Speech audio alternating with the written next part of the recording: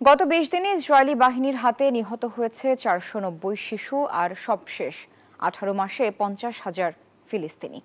আগ্রাসনে নিহত হয়েছেন ফিলিস্তিনের অনেক ক্রীড়াবিদও। সে প্রতিবাদে গোটা দেশে পালন করা হয় কর্মবিরতি আর বিক্ষোভ সমাবেশ। সামাজিক যোগাযোগ মাধ্যমে ফিলিস্তিনিদের ওপর ইসরায়েলি বাহিনীর নৃশংস হামলার প্রতিবাদ জানিয়েছেন দেশের তারকা ক্রিকেটাররা। হামজা জামালরাও দাঁড়িয়েছেন গাজাবাসীর পাশে। ক্রীড়াপ্রেমীদের টাইমলাইন জুড়ে ফিলিস্তিনের পতাকা।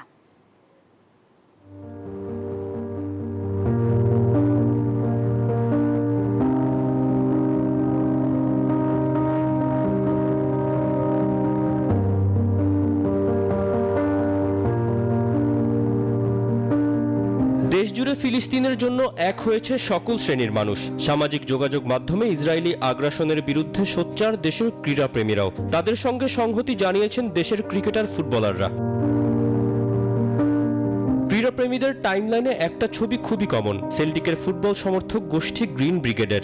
২০২৩ সালের চ্যাম্পিয়ন্স লিগে অ্যাটলেটিকো মাদ্রিদের বিপক্ষে ম্যাচের সময় সেল্টিক পার্ক স্টেডিয়ামের উত্তর দিকে ফিলিস্তিনের পতাকার জনসমুদ্র তৈরি হয়। উয়েফার জরিমানা, ক্লাবের নিষেধাজ্ঞা, কোনো কিছুর তোয়াক্কা না করে বছরের পর বছর ফিলিস্তিনের মানুষের ওপর অমানবিক বর্বরতা ও নিপীড়নের নিন্দা জানিয়ে আসছে সেল্টিকের কট্টর সমর্থকরা। ফেব্রুয়ারিতে বায়ার্ন মিউনিখের বিপক্ষে ম্যাচেও ইসরায়েলকে লাল কার্ড দেখাও শিরোনামের টিফো নিয়ে হাজির হয়েছিল গ্রিন ব্রিগেড।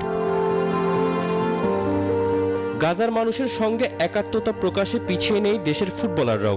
হামজা চৌধুরী তো সেই ২০২১ সালে FA কাপ জিতে উদযাপনেই গায়ে জড়িয়েছিলেন ফিলিস্তিনের পতাকা। অধিনায়ক জামাল ভুঁইয়াও ফিলিস্তিনকে বুকে ধারণ করেন। ফেসবুকে শেয়ার করেছেন ফিলিস্তিনের বিপক্ষে ম্যাচের ছবি। গাজাবাসীর সঙ্গে আছেন দুই নারী ফুটবলার প্রীতি সানজিদাও।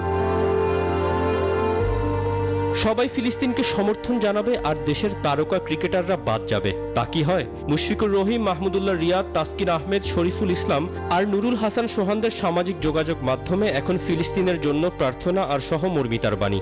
আগামী 12 এপ্রিল শনিবার বিকেল ৩টায় শাহবাগ থেকে মানিক মিয়া অ্যাভিনিউ অভিমুখে মার্চ ফর গাজা শিরোনামে একটি কর্মসূচি আয়োজিত হতে যাচ্ছে।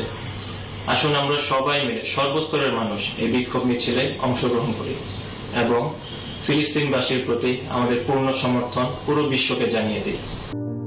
সৃষ্টিকর্তার কাছে ফিলিস্তিনের মানুষের মুক্তি কামনা করেছেন ক্রীড়াঙ্গনের সবাই। তৌসিফুল হাসান, নিউজ 24।